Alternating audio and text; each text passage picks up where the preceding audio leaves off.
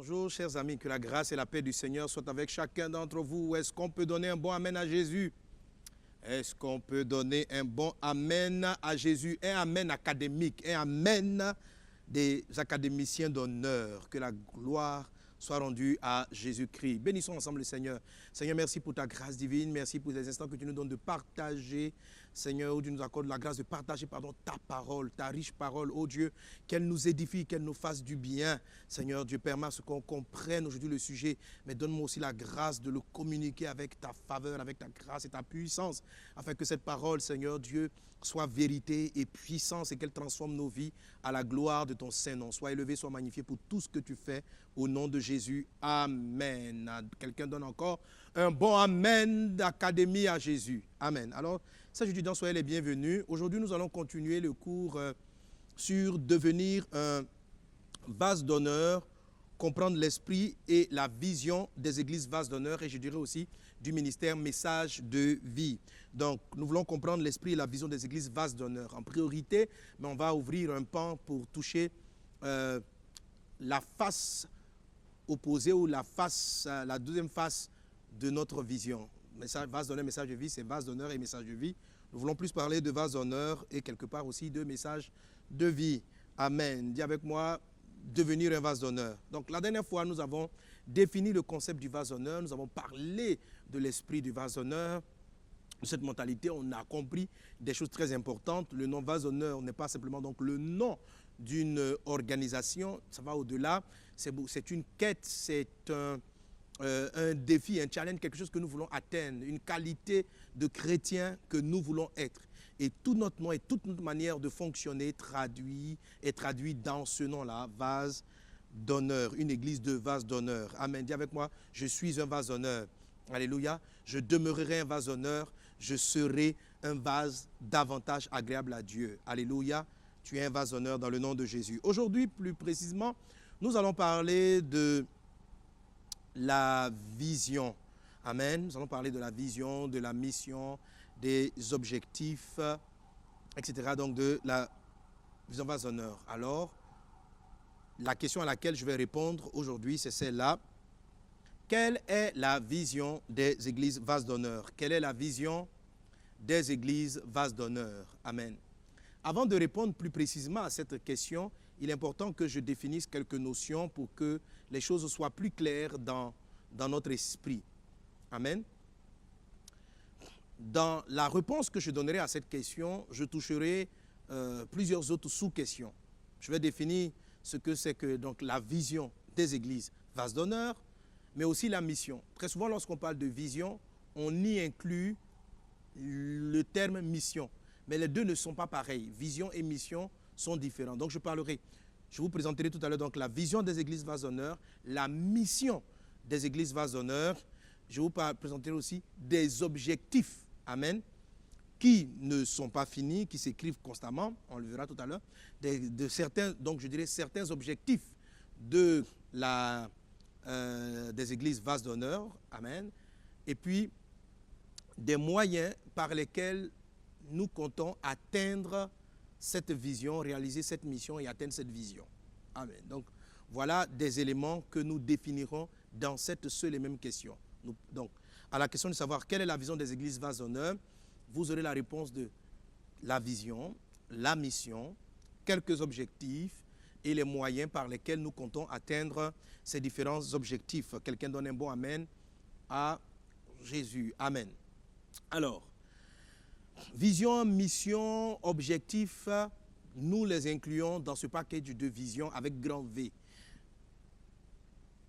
Dans un premier temps, avant même de répondre, permettez que je donne pourquoi une église doit avoir une vision, pourquoi la vision est très importante. Donc parlons déjà de l'importance de la vision, ce qui nous amènera à mieux comprendre la valeur de la vision que nous donnerons. Mon but dans cet enseignement, je vous rappelle que nous sommes dans une école de disciples à l'académie.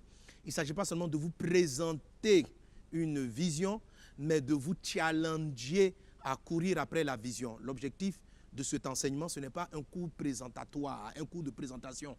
C'est vrai, on présente, mais Dieu veut qu'on puisse adopter, on puisse s'imprégner, on puisse être entré, on puisse marcher dans cette vision, dans cette mission, on puisse y adonner de tout notre cœur.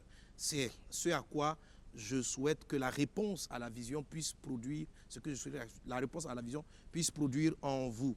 Alors, pour comprendre l'importance de la vision, lisons un texte très intéressant de la parole de Dieu, Proverbes chapitre 29, verset 18. Nous le lirons dans 3 versions, mais dans un premier temps, je vais attirer votre attention sur 2 versions, la version Martin et la version Darby du Proverbe chapitre 29 à son verset 18. Il est dit, dans la version Martin, « Lorsqu'il n'y a pas de vision, le peuple est abandonné. Mais bienheureux est celui qui garde la loi. » Amen. Lorsqu'il n'y a pas de vision, le peuple est abandonné. C'est la première partie de ce verset qui m'intéresse, même si la seconde est assez intéressante et elle revient dans les différentes versions. Quand le peuple est abandonné, quand il n'y a pas de vision, le peuple est abandonné. La vision est importante parce que lorsqu'il n'y a pas de vision, l'Église va manquer de direction. La Bible dit que quand il n'y a pas de vision, c'est comme s'il n'y a pas de leader. C'est comme s'il n'y a plus de soutien. C'est comme si l'Église manque de force. Quelqu'un qui est abandonné, c'est quelqu'un qui n'a plus de force, c'est quelqu'un qui se retrouve seul. Et des communautés, des églises ou une œuvre, une nation, lorsqu'elle n'a pas une vision, il va avoir donc cette forme d'abandon, de désordre, de manque de leader, de manque de chef, de manque de direction au niveau de l'église ou du groupe de personnes qui se rassemblent. Donc lorsqu'un groupe de personnes, un peuple se retrouve ensemble, il faut qu'il y ait une vision. Beaucoup de problèmes dans des églises viennent du fait qu'il n'y a pas la vision. Les gens ne savent pas réellement où ils vont. On a une vision générale, globale, c'est que nous tous, nous voulons aller au ciel, être auprès du Seigneur. C'est la vision générale de l'Église. Mais tant que nous sommes sur la terre, nous devons être mus, nous devons être boostés, poussés vers une vision. C'est la raison pour laquelle vous devez connaître la vision. Vous pouvez être à l'Église, mais s'il n'y a pas de vision, à un moment donné, vous allez vous sentir seul. Vous allez vous sentir abandonné. Mais lorsque vous comprenez la vision, c'est pourquoi vous devez la voir. Lorsque vous saisissez la vision, vous allez vous sentir plus fort, vous allez vous sentir plus dynamique. Elle va produire un effet en vous. C'est la raison pour laquelle vous devez connaître la vision de l'Église. Amen. On peut être dans l'Église et ne pas savoir la vision. On peut être à vase honneur, on peut venir dans la communauté parce qu'on aime bien le message du pasteur, on aime bien les prédications, on aime l'environnement, on aime la déco, on aime la gestion, etc. C'est très bien de commencer à venir dans une communauté pour une telle raison. Mais à un moment donné, il faut savoir où va cette communauté, où va cette église, où elle part, quelle est la vision. Et c'est pour ça que vous devez connaître la vision parce qu'elle va avoir l'effet d'être comme quelque chose qui vous soutient et vous ne vous sentirez pas et vous ne serez pas abandonné à un moment donné. Dans la deuxième version, donc la Darby, il est dit, quand il n'y a pas de vision, le peuple est sans frein. Il n'y a pas de vision, le peuple est sans frein. Une personne qui n'a pas de frein, imaginez, c'est une voiture qui est sans frein. Donc, elle ne sait pas s'arrêter. Elle peut courir, elle peut avancer, mais elle ne saura pas s'arrêter. Alors, vraiment, dommage, au feu tricolore, on va passer parce qu'il n'y a pas de frein. On peut créer de graves accidents. On peut même mourir lorsqu'on n'a pas de frein. Quand il n'y a pas de frein, on peut aller vite. On peut aller vite. Mais lorsqu'il va survenir des oppositions, des obstacles, on va se cracher. On va faire des sorties de route, dans des virages, on va faire carrément des sorties de route. On ne saura pas éviter des trous, on ne saura pas éviter certains problèmes. Le frein permet le contrôle, amen, de la vision. Et permet le contrôle, pardon, du véhicule ou de notre vie. Un chrétien qui est sans frein est un chrétien qui ne va pas tenir devant le péché, qui ne pourra pas s'arrêter.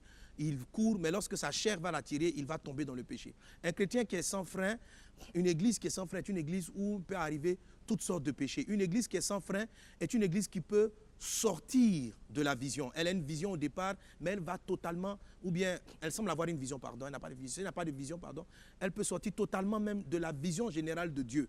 Elle peut totalement s'éloigner du but de Dieu. La vision est importante pour nous maintenir dans le Seigneur, pour maintenir l'Église et pour maintenir la communauté, les membres dans la sainteté, dans la crainte de Dieu et dans les vertus du Seigneur. C'est une des raisons pour lesquelles nous devons avoir la vision. Quelqu'un est-il avec moi?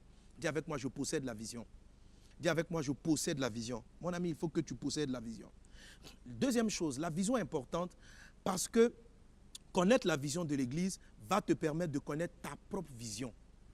Luc chapitre 16, verset 16, la Bible dit ceci, « Si vous n'avez pas été fidèle à ce qui appartient à autrui, qui vous donnera ce qui est à vous ?» Amen. C'est un texte que j'utilise souvent, vous m'avez souvent entendu le citer, mais il est très vrai. Amen. Autrement dit, Dieu ne vous révèle pas. Dieu ne nous révèle pas ce qui est pour nous, à moins que nous ne soyons fidèles, nous ne suivions la vision qui appartient à quelqu'un d'autre. Généralement, on rejoint une église, on rejoint une communauté et il y a un pasteur qui est là, qui a reçu la vision. La vision n'est pas collégiale au départ. Donc, il y a une vision qui est donnée. Amen. Et lorsqu'on dit « je serai loyal, je serai fidèle à ce qui appartient à autrui », c'est parce que quelque part, je connais la vision. Parce que si je ne connais pas son fardeau, si je ne connais pas la vision de l'église, je ne la connais pas, comment puis-je être fidèle? Comment puis-je suivre fidèlement une chose que je ne comprends pas? Amen. Une chose que je ne sais pas. Donc, quand des chrétiens ignorent la vision de l'église, ignorent la vision d'une maison, ils sont eux-mêmes, ils perdent eux-mêmes leur repère. Parce qu'ils ne sont pas fidèles à la vision, ils ne recevront pas eux-mêmes la révélation de leur propre vision. Lorsque j'étais nouvellement chrétien, j'étais au lycée,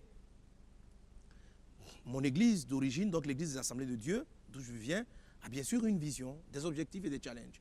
Et dans mon église locale, le pasteur avait des objectifs. Et j'avais aussi les miens. À un moment, il m'a demandé de m'occuper du département d'évangélisation.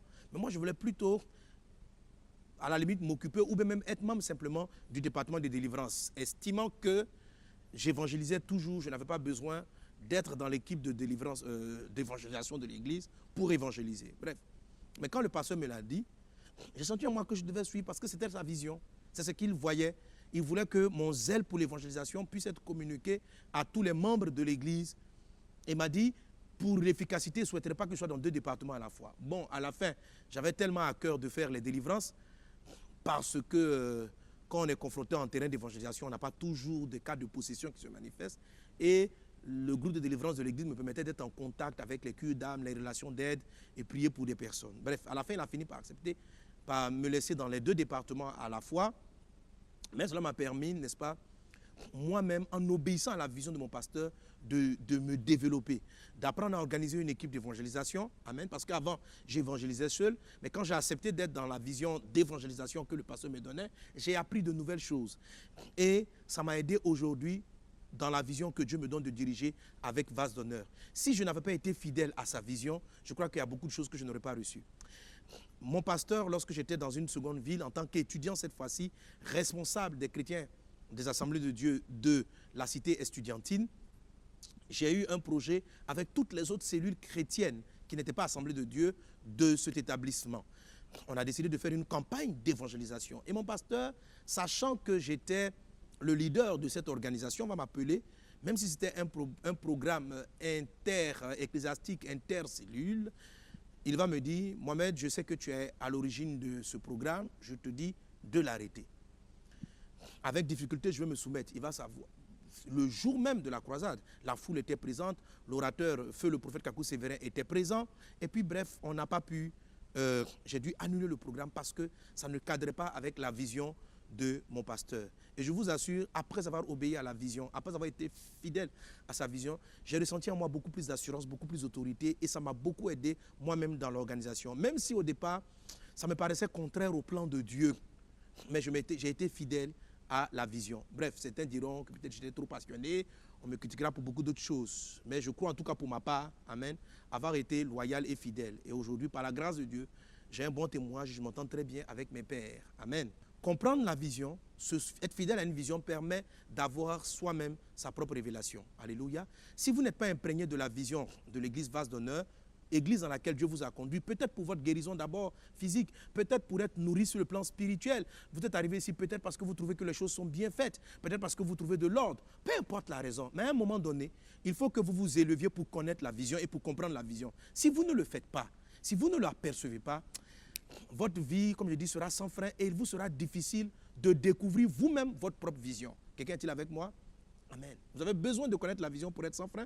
Vous avez besoin de connaître la vision pour découvrir vous-même votre propre vision. Qu'il en soit ainsi dans le nom de Jésus. Puisses-tu être loyal à la vision de la communauté dans laquelle le Seigneur t'a envoyé afin de finir par découvrir toi-même ta propre vision. Raison pour laquelle vous devez être très attentif lorsque je présenterai la vision, la mission, les objectifs de la communauté afin de pouvoir manifester cette attitude de fidélité. Quelqu'un donne un bon amen à Jésus.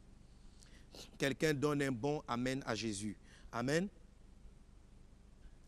La troisième chose à savoir sur la vision, alors va nous venir maintenant du livre de même texte, mais dans la version maintenant Louis II. La Bible dit par contre ici,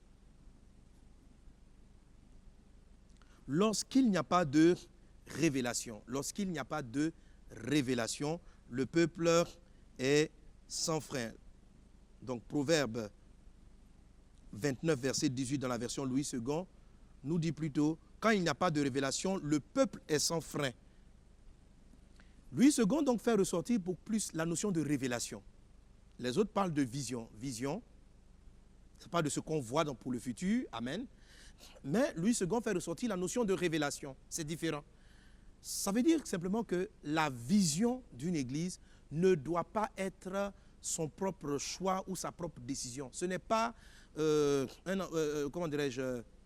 conciliabule de groupe où vous asseyez pour dire mais qu'est-ce qu'on peut faire pour Dieu? Non, la vision est une révélation. Elle doit venir du ciel, elle doit venir de Dieu. Donc la vision qui fait que votre église ne sera pas sans frein, la vision qui fait qu'une communauté ou un groupe ne sera pas abandonné, c'est celle-là qui vous est révélée par le ciel. Lorsqu'il n'y a pas de révélation, le peuple est sans frein. Alléluia. Donc, je peux avoir une révélation, mais ma prière est que Dieu ouvre vos yeux spirituels afin d'avoir la révélation de cette vision. C'est la raison pour laquelle nous tenons ce sujet aujourd'hui. C'est-à-dire, il ne faut pas simplement écouter le message, il faut avoir la révélation. Alléluia. Il faut que tu possèdes la révélation, que tu aies la révélation. Ça veut dire que cette vision-là, tu te l'appropries. Cette vision-là devient la tienne. C'est en cela que tu seras pleinement loyal et fidèle à la vision et que toi-même, tu finiras par découvrir ta particularité, ta spécificité, car ce n'est pas un hasard que tu te sois retrouvé dans cet endroit. La Bible dit ceci, les brebis entendent la voix du berger et elles le suivent. Certainement qu'en écoutant le son et la particularité que le Seigneur m'a donné en ce qui concerne la vision vase d'honneur, tu as été interpellé dans ton esprit et tu nous as rejoints, n'est-ce pas, par la conversion ou en venant d'ailleurs, je ne sais, mais tu nous as rejoints. Alléluia. Quelle que soit la raison première qui t'a attiré ici, il faut à un moment donné que tu aies la révélation de la vision. Amen. C'est en ce sens que ta vie même sera beaucoup plus éclairée, ta vie sera mieux conduite. Qu'il en soit ainsi, dans le nom de Jésus, possède la révélation dans le puissant et précieux nom de Jésus. La quatrième raison pour laquelle vous devez connaître la vision, je l'illustre par ceci. Amen. Suivez-moi. Ok. Vous rencontrez une personne qui quitte un point A pour aller à un point B. Une personne donc qui va dans un endroit et vous la voyez marcher comme ça. Amen. Quand vous regardez ce frère Gaspard en train d'avancer de la sorte, est-ce que vous pouvez tenter de lui dire, frère Gaspard, vous l'interpellez et dites, veux-tu m'accompagner faire une course au supermarché? Est-ce que vous serez tenté de lui demander cela? Certainement que non, parce que la façon dont il marche, la détermination avec laquelle il avance, traduit une chose, c'est qu'il sait où il va. Amen. Parce qu'il sait où il va, on ne peut pas le détourner. Par contre, si vous le voyez marcher, vous voyez Gaspard marcher comme ça, traîner un peu les pieds, tourner dans le quartier, vous pouvez vous approcher de lui et lui poser la question, Gaspard, peux-tu m'accompagner à aller faire une course au centre commercial ou m'accompagner à faire ceci, à faire cela? Vous voyez, donc, la détermination avec laquelle quelqu'un avance dans la vie peut le rendre facilement détournable ou moins détournable. Alléluia. Donc, lorsque quelqu'un marche avec détermination, ceux qui le regardent perçoivent qu'il sait où il va. Amen. Il sait où il s'en va. Alléluia. Quand quelqu'un marche sans détermination, on a l'impression qu'il ne sait pas vraiment où il va. Il est prêt à aller n'importe où. Amen. Et on est capable donc de l'interpeller et puis de lui demander d'aller aussi n'importe où. C'est aussi ce que ce passage de Proverbe chapitre 29, verset 18, dans les différentes versions, fait ressortir. Quand vous n'avez pas de vision, quand vous ne partez pas réellement quelque part, vous n'avez pas de limite, on peut vous envoyer n'importe où. Vous pouvez sortir en détail, vous pouvez partir, n'importe où. La vision va vous donner une détermination. C'est la raison pour laquelle vous devez posséder la vision. La vision va vous donner une raison de courir dans la vie. La vision va vous donner une raison de bouger dans la vie. Il faut posséder la vision pour pouvoir courir après quelque chose. Et il faut que vous couriez après la vision que Dieu a donnée à votre communauté. Elle doit vous prendre à cœur. Amen. Parce que c'est de la loyauté, la fidélité à cette vision que vous aurez vous-même votre propre révélation. et que vous serez vous épanoui, que vous arriverez à avoir une vie de victoire. Et la Bible dit, heureux est le peuple donc qui suit la vision, parce que, amen, qui respecte la loi, qui respecte le principe, n'est-ce pas? Parce qu'il sera heureux dans sa vie en suivant la vision. Amen. Dans la suite de ce verset. Est-ce qu'on est ensemble? Est-ce qu'on est ensemble? Amen. Alors maintenant, parlons de les différents aspects que j'ai cités tantôt. La vision, la mission, les objectifs et les moyens d'y arriver. C'est quoi la différence entre les deux? C'est ce qui va me permettre de définir concrètement ce que c'est que la vision. Alors, c'est quoi en général une vision? En général, une vision, avant de vous donner la vision spécifique de vase honneur. Revenons à cette image, donc du point, je quitte un point A, comme là tout à l'heure, pour aller à un point B. Amen. Je quitte un point A pour aller à un point B. Le point A est mon point de départ. Le point B est mon point d'arrivée. Le mot qu'on utilise par mot d'arrivée, l'expression qu'on utilise par mot d'arrivée, c'est-à-dire c'est ma destination. La vision dans le monde spirituel, amen, représente votre destination. Elle est différente de la vision physique. Quand on parle de quelle est ta vision, de la vision physique, on parle de qu'est-ce que tu vois. On parle de la vue. Amen. Mais dans le monde spirituel, spirituellement, on parle de vision. La vision n'est pas physique, mais elle se trouve dans le cœur. Alléluia. Et elle se saisit par la foi. 2 Corinthiens chapitre 5, verset 7 dit ceci. Nous ne marchons pas par la vue, mais nous marchons par la foi. L'apôtre Paul dit encore quelque part, je prie afin que le Seigneur illumine les yeux de votre cœur, afin que vous sachiez, alléluia, quelle est l'espérance qui s'attache à votre appel. Amen. Que Dieu illumine les yeux de votre cœur. Donc, notre cœur a des yeux et ils ont des yeux qui voient une destination. Une destination. Et cette destination-là est ce qu'on appelle la vision. La vision, c'est un peu le rêve. C'est l'objectif final. C'est ce qu'on veut atteindre. C'est la destination. Quelqu'un est-il avec moi? Amen. La mission. La mission, qu'est-ce que c'est? Dans l'image de la destination du point B, on a un chemin qui est tracé.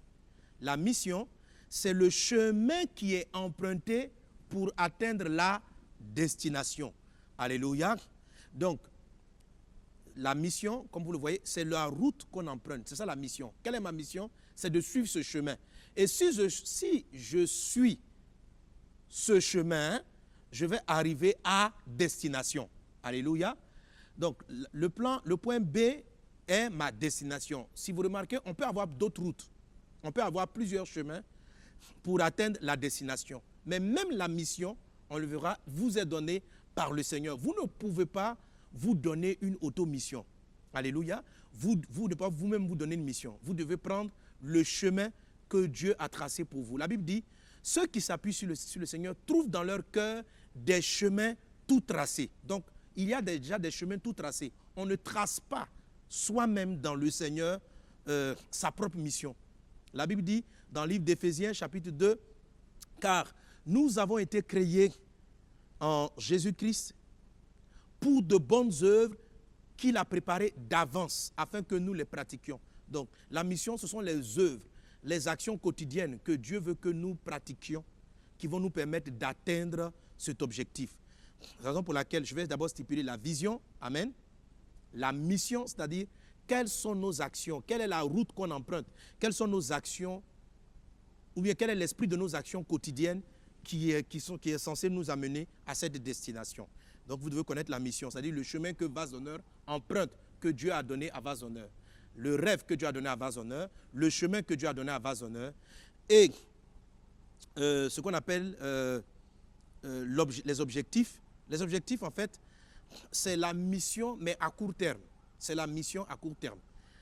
Si je quitte un point, par exemple, nous sommes ici à Abidjan, au centre Kodesh, et je pars à un point connu qu'on appelle, ma destination, c'est l'hôtel Ivoire. Je pars là-bas à l'hôtel Ivoire.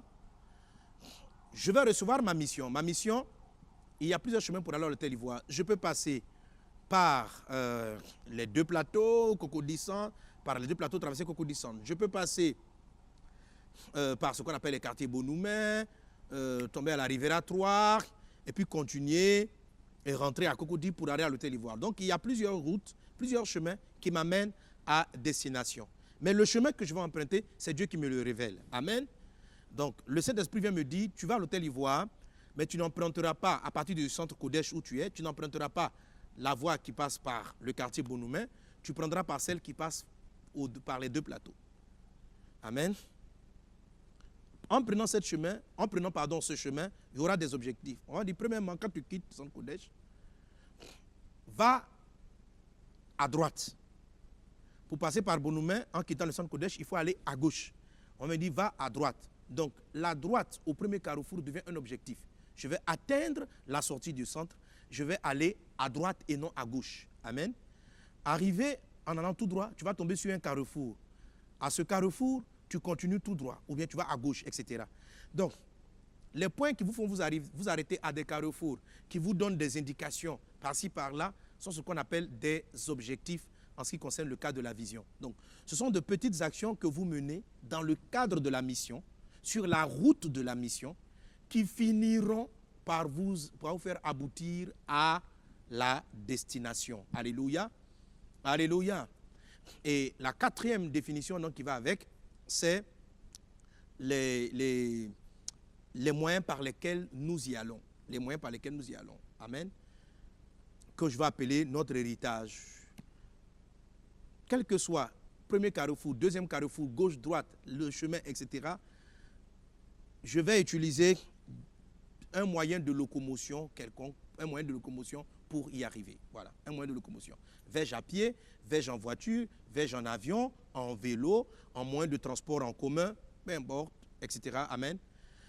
Le Seigneur aussi nous conduit à utiliser différents véhicules pour atteindre notre destination. Mais en règle générale, le véhicule principal nous est donné par le Saint-Esprit.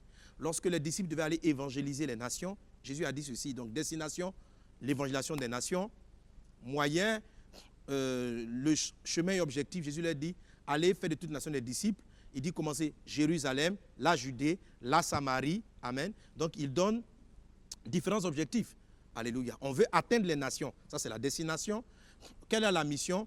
On va prendre la voie qui commence par l'évangélisation locale, etc., avec des objectifs. Jérusalem, Judée, Samarie, etc., etc., etc., jusqu'au bout du monde, jusqu'à atteindre les nations.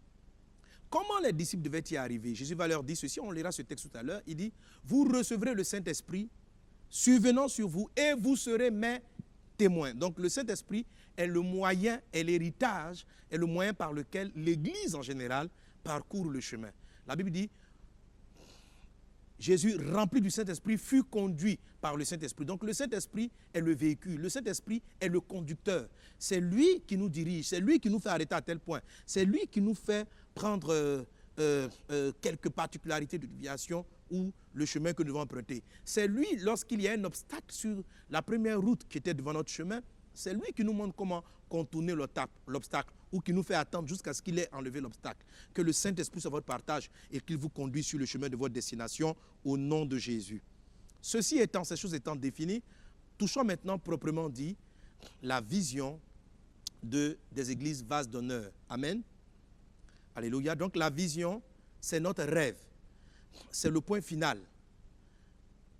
C'est lorsqu'on atteint la vision, amen, ou lorsqu'on est au port de l'Athènes, qu'on pourra dire ceci, j'ai achevé la course, amen, j'ai combattu le bon combat.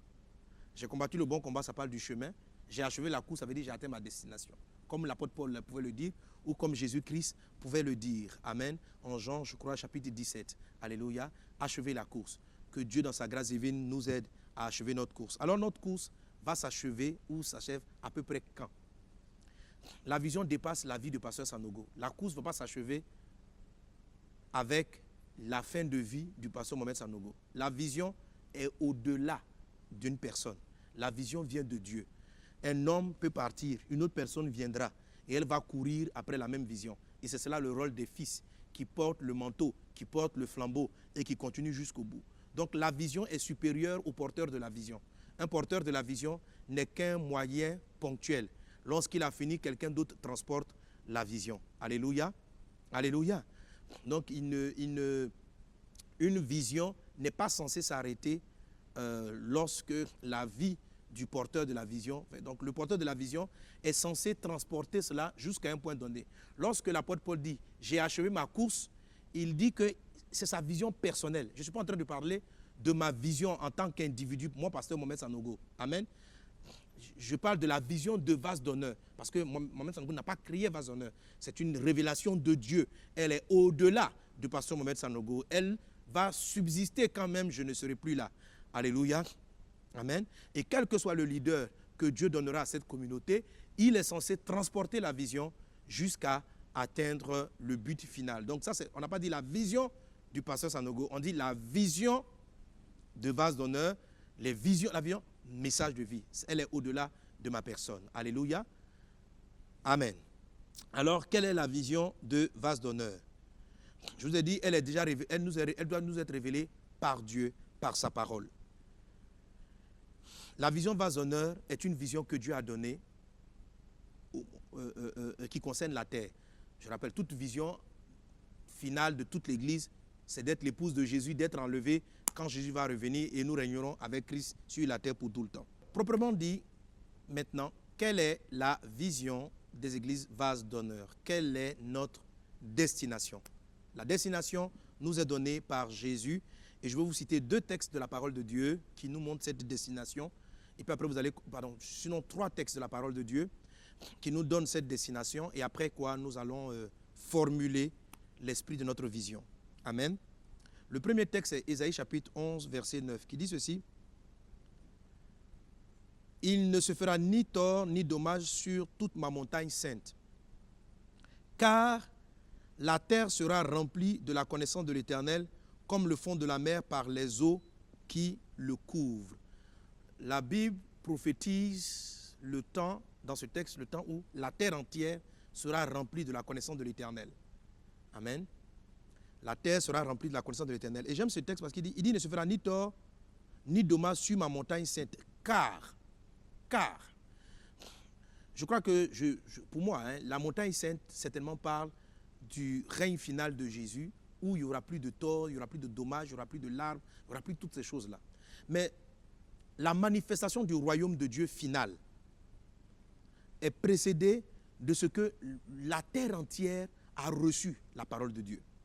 La parole de Dieu. L'évangile de Jésus atteint la connaissance de Dieu est répandue dans toute la terre. Je nomme ceci, la connaissance de Dieu est répandue dans toute la terre. Il a dit, car la terre sera remplie de la connaissance de l'Éternel, comme le fond de la mer par les eaux qui le couvrent. Amen. Deuxième texte, Matthieu chapitre 24, verset 14. Matthieu 24, 14 dit, qui corrobore un peu le texte qu'on a lu tantôt. Il dit ceci, cette bonne nouvelle du royaume sera prêchée dans le monde entier pour servir de témoignage à toutes les nations, alors viendra la fin. Amen. Lorsque la Bible dit la connaissance de Dieu sera répandue, ça ne veut pas dire que tous les hommes seront des croyants. Ça signifie qu'ils vont connaître le monde entier à un moment donné. Tous les endroits de la terre connaîtront le plan, la volonté de Dieu. Est-ce qu'on est ensemble? Amen. Ça sera rempli. Matthieu chapitre 24, verset 14 nous dit ceci, que la bonne nouvelle du royaume, l'évangile de Jésus, devra être prêché au monde entier. Alors viendra la fin. Donc, lorsque la parole de Dieu sera remplie, communiquée aux nations entières, alors viendra la fin. Autrement dit, notre grande vision d'être rassemblés avec Jésus à la fin des temps est aussi fonction de la destination que Dieu a donnée à tout le corps de Christ, à cette vision-là, c'est-à-dire faire en sorte que la terre entière soit remplie de la connaissance de Dieu. Comment? Par la prédication de la bonne nouvelle de Jésus au monde entier. Est-ce que quelqu'un est avec moi? Est-ce que vous me suivez? Alléluia. Alléluia. Donc, répandre la connaissance de l'Éternel Dieu sur toute la terre. Sur toute la terre. Amen. Et c'est de cela que nous tirons, je pourrais dire, la première partie de notre vision. Notre vision est stipulé ainsi, sur la base des textes que nous venons de lire, voir le règne et la gloire de Dieu sur toute la terre. Sur toute la terre. Voir le règne et la gloire de Dieu sur toute la terre. Amen. Amen. Donc ça, c'est la première stipulation ou présentation de la vision. Pourquoi je dis première stipulation ou présentation de la vision? Parce que énoncer de la sorte, ça reste un peu virtuel. À quel moment, de quoi il s'agit? De voir le règne et la gloire de Dieu sur toute la terre. Comment peut-on dire qu'on a atteint cette destination? Comment je sais que je l'ai atteint? Comment base honneur saura qu'elle a été atteinte? Pour comprendre cela, bien alors les textes suivants. Genèse chapitre 12, verset 3, Genèse chapitre 28, verset 14, Genèse 12, verset 3, et Genèse chapitre 28, verset 14. 12, 3 dit ceci, Genèse, il a dit, « Je bénirai ceux qui te béniront, je maudirai ceux qui te maudiront, et toutes les familles de la terre seront bénies en toi. » Amen. Voilà encore Dieu qui parle ici à Abraham, et vous savez que nous portons la foi d'Abraham. Nous sommes des héritiers de cette foi d'Abraham, le père de la foi. Amen. Et voici la promesse qui est faite à Abraham et qui aussi nous est faite à nous. Il est dit, quand je vous ai dit que la vision, même d'un leader, dépasse sa vie sur la terre. Elle est accomplie par ses descendants. Amen. Et d'autres personnes peuvent prendre le relais. La vision dépasse, la vision d'un groupe dépasse la personnalisation, la personne du premier porteur d'une vision. Dieu dit, je bénirai ceux qui te béniront, je maudirai ceux qui te maudiront, et toutes les familles de la terre seront bénies en toi. Amen. Genèse chapitre 28, verset 14. Il est dit, ta postérité sera comme la poussière de la terre, tu t'étendras à l'Occident et à l'Orient, au septentrion et au midi, et toutes les familles de la terre seront bénies en toi et en ta postérité. D'où maintenant vient la deuxième particularité de notre vision. Quand je suis en train de dire, quand nous disons voir le règne et la gloire de Dieu sur toute la terre, de quoi parlons-nous? C'est la deuxième spécificité de la vision, c'est-à-dire faire en sorte, voir que dans chaque famille, parce que la particularité que Dieu révèle à Abraham, c'est de dire toutes les familles de la terre, toutes les familles de la terre. Donc là où il y a un regroupement de familles, une famille qui donne une nation, amen, des familles. Lorsqu'il y a un regroupement de familles, il doit avoir au moins à l'intérieur quelqu'un qui élève et qui parle de Dieu à ses proches. Alléluia. Donc, en termes de destination, nous voulons voir toutes les familles de la terre avoir un croyant en Jésus-Christ. Au moins une personne qui s'est tournée et qui s'est donnée vers Jésus. Donc, amen. Voici notre destination. Donc, tant qu'il va exister sur la terre, tant que Jésus ne sera pas revenu, et tant qu'il existera sur la terre une famille où il n'y a pas de croyants, nous serons en train de courir. Au moins un croyant, au moins un. Sinon, l'idéal, c'est qu'il y en ait plus, sinon même que toute la famille soit sauvée. Mais ce sont des choses qui doivent nous faire courir. Amen. Voilà.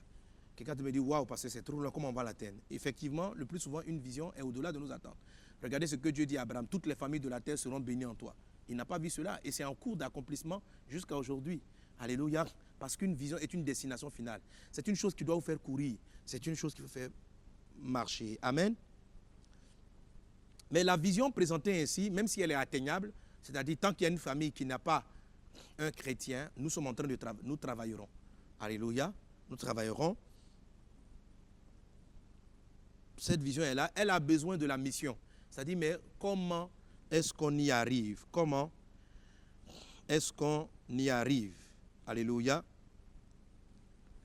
Mais dis avec moi d'abord, toutes les familles seront bénies, toutes les familles de la terre seront bénies par moi. Oui, mes amis, je vais vous dire, ça veut dire quoi? Que votre destin spécifique est de toucher un certain nombre de familles qui existent dans le monde, soit au travers de l'instrument de votre travail, de votre profession, de votre métier. Votre destinée personnelle va contribuer à ce que Dieu atteigne cet objectif. Moi, dans ma prédication, j'atteindrai vous qui venez peut-être à l'église et qui suivez mes formations. Mais en recevant ce message, vous avez des collègues, vous avez des familles qui sont proches de vous professionnellement. Vous allez faire des voyages, vous partez faire des colloques dans des structures, colloques des infirmiers, colloques des médecins, colloques d'hommes d'affaires, colloques d'inventeurs, colloques d'informaticiens, colloques des pasteurs, colloques des... tous ces rassemblements-là vous mettent en contact avec des familles terrestres. Aujourd'hui, les moyens comme Internet, etc., nous permettent d'accéder très rapidement à toutes les familles. Que Dieu vous utilise pleinement à ce que cette vision-là soit réalisée dans le nom de Jésus. Amen. C'est pourquoi lorsque vous portez la vision générale, vous-même, votre vision spécifique finit par être manifestée. Donc, ne courez pas après beaucoup de choses sur la terre. C'est pourquoi la Bible dit ceci: cherchez premièrement le royaume et la justice de Dieu, et toutes les autres choses vous seront données par-dessus tout. Mais comment est-ce qu'on cherche premièrement le royaume de Dieu? Rappelez-vous de la prière du Notre Père. Matthieu chapitre 6, verset 10. Il est dit: que ton règne vienne, que ta volonté soit faite sur la terre comme elle est faite au ciel. Donc Jésus nous dit, quand nous prions, voici la vision dont je parlais tantôt que nous devons rechercher, que le règne de Dieu vienne. C'est la première partie de la prière du Notre Père. Tous les chrétiens, et toi tu es chrétien, tu dois porter ce fardeau-là de voir le règne de Dieu sur toute la terre. Si tu le portes, c'est alors que toi-même tu auras la vision de ton destin. Si tu n'es pas fidèle à cette vision, comment auras-tu la tienne? Comment sauras-tu, comment comprendras-tu comment Dieu va bénir ton commerce, tes activités, ta maison, si tu ne la vois pas inclus dans la vision globale du Seigneur? Si tu restreins ta vie à tes propres défis, à tes propres challenges, ta vie sera sans frein. Ta vie ne va pas évoluer comme elle le devrait. Mais si tu commences à porter, à prier toujours, que ton règne vienne, que ta volonté soit faite sur toute la terre, que tu recherches cela dans la prière, tu verras la gloire de Dieu. Si tu recherches premièrement le royaume et la justice de Dieu, comme le dit Matthieu chapitre 6, verset 33, alors toutes les autres choses te seront données par-dessus tout. Ton propre destin, ton salut, ton héritage, les moyens, toutes ces choses-là seront mises à ta disposition. Que la vision de Dieu pour la terre puisse t'imprégner au nom de Jésus. Quelqu'un dit un bon Amen. Amen. Et cela maintenant nous amène à la vision donc de vase d'honneur spécifique. Non, nous on veut voir le règne de Dieu. On veut que toutes les familles soient converties. Comment je peux savoir? Je vais chercher à ce que dans toutes les familles, il y ait au moins un membre vase d'honneur. Amen. Mais dans le plan général de Dieu, s'il y a quelqu'un, un croyant, même s'il n'est pas de la communauté vase d'honneur, gloire à Jésus. Mais nous allons travailler pour que dans les familles, il y ait quelqu'un qui soit vase d'honneur. Qu'il en soit ainsi dans le nom puissant de Jésus. Donne-moi un bon Amen. Maintenant la mission. Dis avec moi la mission. Dis avec moi la mission. Voilà. La mission est aussi révélée par le Seigneur. Alléluia. La mission est révélée et elle, c'est le chemin qui nous amène à la vision. Et la mission nous est montrée par le Seigneur en Matthieu chapitre 28, versets 18 à 20. Matthieu chapitre 28, versets 18 à 20 dit ceci: Jésus s'étant approché, leur parlait ainsi: tout pouvoir m'a été donné dans le ciel et sur la terre. Allez, faites de toutes les nations des disciples, les baptisant au nom du Père, du Fils et du Saint-Esprit, et enseignez-leur à observer tout ce que je vous ai prescrit. Et voici, je suis avec vous tous les jours jusqu'à la fin du monde. Amen. Comment est-ce que les nations seront atteintes? Comment est-ce que le règne de Dieu va venir sur la terre? Jésus nous le dit comment ça va se faire en Matthieu chapitre 28. Il nous dit d'aller, de nous mettre en mouvement et d'aller dans les nations, de nous répandre dans les nations. Amen. Et de faire en sorte que dans les nations, il y ait des disciples. Que ces gens-là soient baptisés et qu'on leur enseigne à observer tout ce que Jésus-Christ a prescrit. Amen. Donc, il ne s'agit pas pour nous simplement d'aller proclamer Jésus est Seigneur, Jésus est vivant, croyez en lui. Il y a ça, il y a cela. Mais il y a aussi la formation du disciple-là. Et si vous voyez ce que Jésus-Christ enseigne ici, il dit formez-les des disciples, enseignez-les tout ce que je vous ai prescrit. C'est ce qu'on appelait des vases d'honneur. Amen. C'est-à-dire, Jésus nous demande de faire des disciples, mais de faire des chrétiens de qualité, de chercher cela. C'est ce qu'on doit chercher.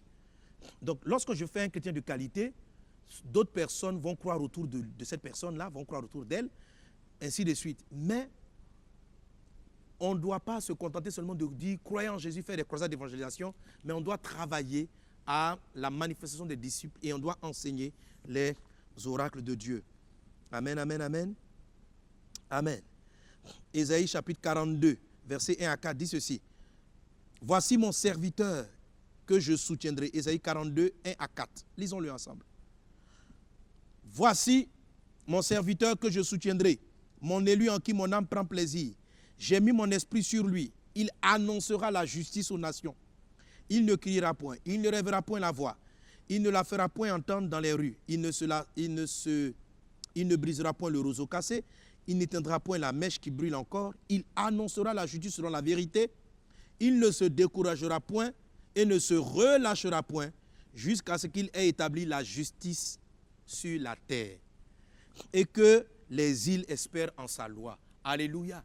Donc, vase d'honneur, cette vision qui vient du Seigneur ne s'arrêtera pas jusqu'à ce que les îles espèrent en la loi de l'Éternel.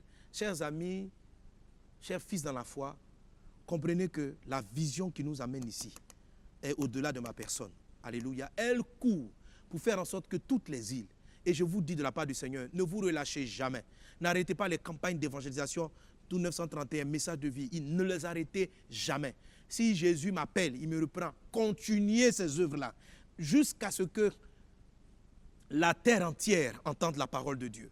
Cette mission doit faire battre notre cœur. Et la Bible dit, c'est cela que Dieu apprécie. C'est cela que le Seigneur apprécie. Il dit, voilà mon serviteur que je soutiendrai. Mon élu en qui mon âme prend plaisir. Qu'est-ce qu'on a dit d'un vase d'honneur? Un vase d'honneur, c'est quelqu'un qui cherche à faire plaisir à Dieu. Donc, Jésus dit ici, voilà les gens que je cherche. Mon élu en qui mon âme prend plaisir. Il annonce l'évangile aux nations. Et il se bat. Il ne se relâchera pas. Il ne se relâche pas. Il ne se décourage pas. Et chers enfants dans la foi, c'est ça ma passion. Je vis pour ça. Je respire pour ça. Me battre tous les jours, que les gens entendent parler de Jésus, que les familles entendent parler de Jésus. Vous formez. Pourquoi vous êtes dans cette école? C'est que vous équipez. Jésus a dit, enseignez-leur à observer. Matthieu 28. Tout ce que je vous ai prescrit, Jésus m'a prescrit des choses et je viens vous les enseigner. Je vous partage cette passion, ce cœur pour Dieu. Ne venez pas là pour vos intérêts d'abord. Cherchez le ciel, cherchez les intérêts du royaume de Dieu et toutes les autres choses vous seront données par-dessus tout. Quand j'ai mis mon cœur, Dieu m'a donné le mariage, il m'a donné des merveilleux enfants, il a pourvu à des besoins, il m'a rendu heureux. Alléluia. Je ne dis pas qu'il ne va pas subvenir des persécutions. Je ne dis pas que je ne connaîtrai pas d'épreuves. Mais j'ai une grande paix. Pourquoi? Parce que j'ai couru après la vision du Seigneur. Je courais après elle quand j'étais élève. Je courais quand j'étais étudiant. Je courais après elle dans tous les domaines. Je vois ma famille et mes enfants comme un héritage que Dieu me donne pour conquérir la mission. Que cela soit votre partage dans le nom de Jésus. Voyez la vision au-delà de votre ventre. Voyez la vision au-delà de votre bonheur égoïste, de votre bonheur personnel. Sortez de vous-même. Levez les yeux. Regardez les intérêts du Seigneur. Possédez la vision de Dieu. Si vous êtes fidèle à la vision de Christ, alors vous aurez la vôtre dans le nom de Jésus. Quelqu'un donne un bon amen. Quelqu'un donne un bon amen. Amen. Alors, ceci étant, c'est quoi notre mission? Comment l'avons-nous stipulée? Comment l'avons-nous écrite? Notre mission, 1. Par Christ, nous faisons des nations des vases d'honneur, entre parenthèses, des intimes de Dieu, pour la manifestation de son règne. Je devrais dire sur toute la terre. On va le lire ensemble. Disons-le ensemble. 1, 2, 3. Par Christ, nous faisons des nations des vases d'honneur, c'est-à-dire des intimes de Dieu, pour la manifestation de son règne. Alléluia. Alléluia. Voilà notre mission. Donc, par Christ, nous faisons des nations. Donc, les disciples que nous voulons former, nous voulons le faire dans les méthodes de Christ, par le Saint-Esprit, par le chemin que Dieu a choisi. Nous faisons des nations des vases d'honneur. C'est-à-dire, nous ne nous contentons pas de leur prêcher l'évangile, mais nous mettons en place tout un système organisationnel, parce qu'il a dit, enseignez-leur à observer tout ce que je vous ai prescrit. Alléluia. Donc, nous allons mettre en place des écoles, des systèmes pour leur enseigner à observer tout ce que Jésus-Christ nous apprécie. C'est ça la vision de vase d'honneur. Et c'est ça la vision et la mission de vase d'honneur. Alléluia. Amen. Et il a dit, voici mon élu en qui mon âme prend plaisir. Amen. J'ai mis mon esprit sur lui, il annoncera la justice aux nations. Donc, nous voulons amener les personnes à faire plaisir, à devenir des intimes de Dieu. Et l'image que Dieu donne aux intimes de Dieu, en fait, une des images, une des illustrations des intimes de Dieu, c'est notre texte de base, de Timothée 2,20, des vases d'honneur propres, utiles à leur maître, propres à toute bonne œuvre. Donc, quand nous disons faire des chrétiens des vases d'honneur, on ne voit pas des membres forcément qui fréquentent l'église vases d'honneur, mais on voit des personnes qui sont devenues des chrétiens de la qualité, d'un degré, d'être des instruments d'honneur pour Dieu. Parce qu'un vase est un ustensile, un vase est un instrument entre les mains du potier. Que vos vies soient des vases d'honneur et que vous-même, vous en suscitiez dans le nom de Jésus. Quand vous sortez de cette formation, engagez-vous à travailler à la mission de Jésus. Vous êtes toujours confrontés aux nations. Les nations, ce ne sont pas seulement les nations comme la Côte d'Ivoire, le Mali, le Burkina, la France, les États-Unis, le Canada ou autres, l'Inde, la Chine, etc. Les nations, c'est cela, c'est vrai. Mais les nations, ça parle aussi d'ethnos, ça parle des groupes ethniques. Ça parle des groupes ethniques. Amen. On peut parler donc de nations baoulées, de nations sénoufo. Amen. Ça parle de groupes qui parlent le même langage. Mais ceux qui parlent le même langage, on a aussi les nations comme les médecins, les avocats, les différentes corporations sont des ethnos. Faites en sorte que dans toutes les corporations auxquelles vous avez affaire, que l'évangile du royaume soit prêché, soit annoncé, soit proclamé, et que la vie de Dieu soit là, et que ainsi de suite, les nations, la terre entière, soient remplies de la gloire de Dieu, que toutes les familles de la terre finissent par être atteintes. Ne baissez pas les bras, battez-vous pour cela, formez davantage de disciples, et vous allez voir que les familles de la terre seront atteintes. Quelqu'un va me dire, ça c'est compliqué, mais mes amis, c'est possible. On n'a pas besoin de beaucoup de siècles. Regardez aujourd'hui. Aujourd'hui, avec des méthodes diverses, presque tout le monde a aujourd'hui un téléphone portable. Amen. Vous arrêtez dans des petits villages, le petit il a un téléphone portable. Donc on peut apporter. Et il sait utiliser la vieille maman qui ne sait pas lire, qui sait écrire. On lui a expliqué, son fils est venu lui expliquer, maman, voilà, tiens, téléphone, je vais t'appeler avec cela, je vais communiquer avec toi. Donnons des téléphones portables cellulaires à Dieu pour que Dieu communique avec ses enfants. Alléluia. Expliquons aux gens que Dieu veut communiquer avec eux par la prière, qu'ils soient intimes avec Dieu. Si aujourd'hui, la plupart des habitants de la terre, en tout cas une grande partie, possèdent un téléphone cellulaire, tout le monde peut recevoir l'évangile. Tout le monde peut entendre l'évangile, c'est possible. Et le téléphone cellulaire existe depuis quand? Bon, il n'a pas encore atteint toutes les nations, il y a plein de gens qui n'en ont pas. Mais je veux dire, il en passe de l'être. D'ici encore quelques années, 10, 15, 20 ans, mais tout le monde aura un moyen de communication dans sa main. Amen. Tout le monde l'aura. Donc c'est possible. Mais il faut nous organiser. Les gens sont organisés. Des compagnies ont pris le relais. Dans l'endroit où a été découvert le téléphone cellulaire, des entreprises qui sont organisées, les gens sont organisés, ils ont formé, ils ont expliqué aux gens comment fabriquer, comment inventer, comment faire ceci. Il y a eu des entreprises de marketing, toutes sortes se mis en place, de sorte qu'aujourd'hui, beaucoup d'humains ont le téléphone portable. Qu'il en soit ainsi afin que tous les hommes aient la Bible. Qu'il en soit ainsi afin que tout le monde entende la parole de Jésus. Qu'il en soit ainsi afin que tout le monde soit un communicateur de la vie de Dieu. Que l'évangile soit présenté dans le cas de Christ pour que la bonne nouvelle soit annoncée au monde entier. C'est possible. Dis avec moi, je le crois. Est-ce que tu le crois? Est-ce que tu sais ce que c'est possible? Qu'il en soit ainsi dans le nom de Jésus. Amen. Alors, tout est possible et c'est cela. Aujourd'hui, les gens vont vite avec Facebook, tout cela, là, beaucoup de gens ont Facebook, beaucoup de gens ont ordinateur. On peut faire en sorte que l'évangile entre partout parce qu'il est utile à toute la terre. Amen, amen, amen. Amen. Et quels sont nos objectifs? Et ce sont les objectifs qui feront l'objet donc d'une autre session, c'est-à-dire on va montrer les moyens par lesquels nous atteignons ces objectifs. Il y en a beaucoup. Il y en a beaucoup. À tel carrefour, arrête-toi, tourne à gauche, tourne à droite, etc. Je prendrai donc tout à l'heure dans la suite de la formation l'illustration de notre modèle de formation de disciples. Amen. Qui est un objectif. Comment est-ce qu'on arrive à former des disciples? Alléluia. Ça, c'est un pan de notre objectif, de l'objectif qui nous mène à la mission et qui nous mène à la vision. Alléluia. Donc, nous sommes organisés dans un processus, dans un process qui nous permet d'atteindre cela. Il faut donc mettre en place l'organisation. Comment nous sommes conduits par les objectifs? Par le Saint-Esprit. Le Saint-Esprit enseigne. Le Saint-Esprit nous conduit. Le Saint-Esprit nous révèle ces choses. Alors les choses que je vais vous dire tout à l'heure viennent du Saint-Esprit. Nous sommes données par le Saint-Esprit. Nous devons les posséder par le Saint-Esprit. Et elles vont vous donner de manière un peu plus spécifique notre stratégie et notre manière de travailler. Donc que Dieu vous bénisse.